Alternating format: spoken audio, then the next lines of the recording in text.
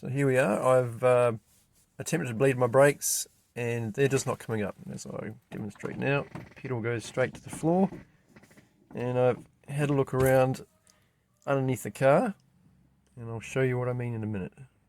As you can see, this master cylinder has seen better days, and if you look underneath the master cylinder onto the brake booster, there's actually fluid weeping out of it. And if I look under the car, it's even worse. As we can see under the car, brake fluid has made its way all the way down onto the chassis rail. It's all over the steering box and it's dripping onto the floor. So we can safely say that that master cylinder has failed. Fortunately, I called Slack Street Brake and Clutch this morning and they had one in stock.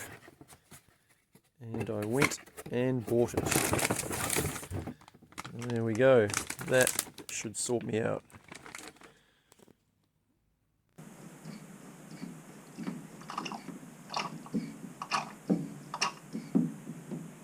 A lot of rusty grossness in the bottom of this reservoir. Ugh.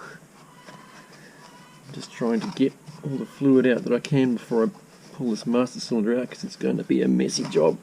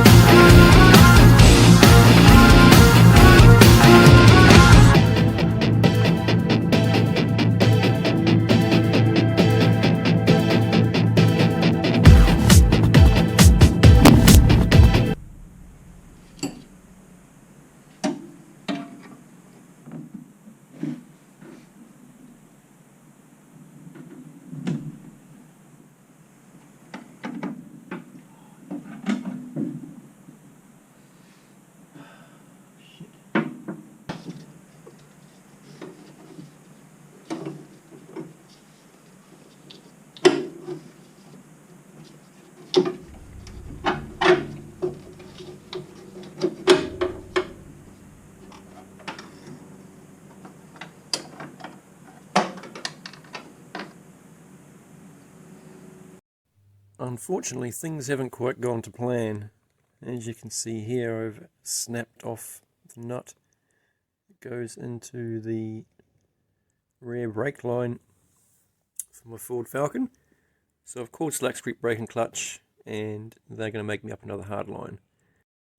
Due to the magic of cinema, my brake line has arrived. I picked it up this morning from Slack Street Brake and Clutch, and it only cost me $33.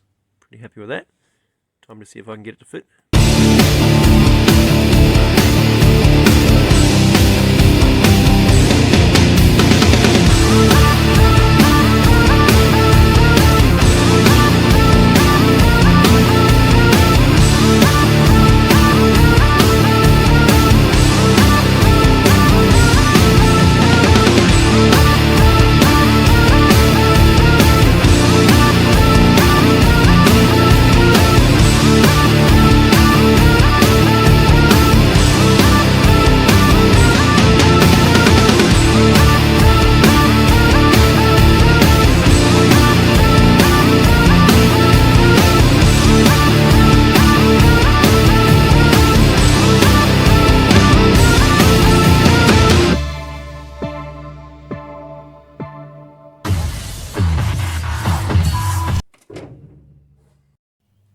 Alright, master cylinder has been installed. I've bled the brakes up with the help of my son, and the rear hardline has also been installed, and that wraps up the brake component of this project. So that's front rotors, front pads, rear pads, braided lines, new master cylinder, new rear hardline, everything bled up, and the pedal's holding pressure now, so that's good. Oh, one more thing. Rear calipers rebuilt, rear handbrake assembly rebuilt, and handbrake cable replaced. Hopefully I have a handbrake now.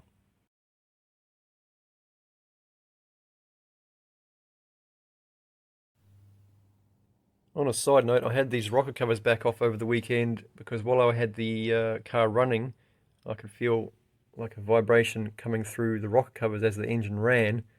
And I had read in the comment section on the eBay rocker covers that they had to be clearanced, which I wasn't sure about, so I thought I'd install them, run the engine and see what happened. But as it turns out, the baffle that sits here underneath the breather on both banks actually contacts one of the rockers while it's running. So I've had those both off, had the rockers both off, and clearanced those baffles around the breather holes, and hopefully that problem has been solved.